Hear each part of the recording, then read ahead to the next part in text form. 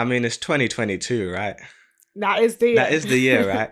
So if in this day and time you're still trying to take the biblical creation story as an explanation for the planet we see today, for the entire population we see on the planet today, like every race, everyone, every person, you're going to run into too many gaps, too many holes, too many flaws, too many things that don't quite add up or don't quite make sense. And what you'll find yourself doing is trying to take these facts we're now aware of and fit them in somehow with the story, or take the story and bend it slightly in order to match the realities. Or just straight up make up stuff. Like we've had some stuff that's like, oh, you're reaching. It's a big reach. Real far. It's a big reach. And the reason for that is that your faith and belief in the story is so strong that now that the realities, and you're aware that the realities, you know, deep down you're aware, oppose the story, that's too much. That shakes you at your core, right? So you start trying to find a way to make it make sense. I understand it. I get it. But the thing is, as soon as you find the first flaw in the story, the first flaw in the Bible, that should really be it.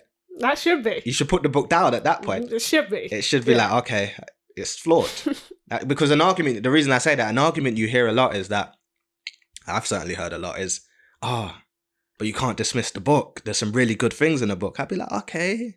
All right, if you give me a quote, an individual quote, I can objectively agree or disagree with that quote, right? Right. Love thy neighbor. I can get on board with that. Yeah. Mostly. And we've had some neighbors. They're difficult to love. Over the years, over our time. It's been tough. Some neighbors from hell. Yeah, straight from hell. So that's difficult. Everyone now is cool, in case they're listening. But yeah, it's, you know, thou shalt not kill.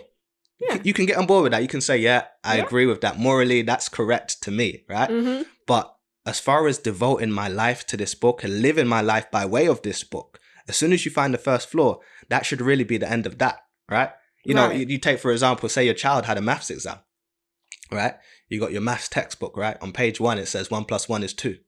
On page 2, it says 2 + 2 is 75. You got to throw that book away, right? That book has to go in the bin. It has to. And you have to find a book that tells you what 2 + 2 actually is, right? You'll be straight on the phone to customer service. I'm telling you. Refund me. What the hell is Give this? me my money back. This book ain't right. This book ain't right. Because although you wouldn't say, page 1, there was some really good stuff on page 1. There was solid stuff. Yeah, so I think we'll stick with the book. No, you're going to say, well, this is an important exam. This exam is important. My child has to pass. So if the book can't get 2 + 2 right, then I don't know what it's telling me about 4 + 4 and 8 + 8. I can't rely on it. It's lost its credibility. The credibility is gone, right? The credibility in the book is gone, and that's logical. It's only in this area that when we deal with faith and we deal with belief, and this is why we're speaking on it the other day, faith and belief having the ability to rob you of your logic, right? Yeah. Because in every other area, as soon as you discover that flaw in the book, it's like, okay, this book ain't right. Yeah. This book ain't right, so I have to put it to the side. But in this area, you won't do that. And that's what we're trying to explain. It's a conditioning of the mind, whereby you can see straight facts right in front of you and you can say, nah, you know what? I ain't really trying to see all that.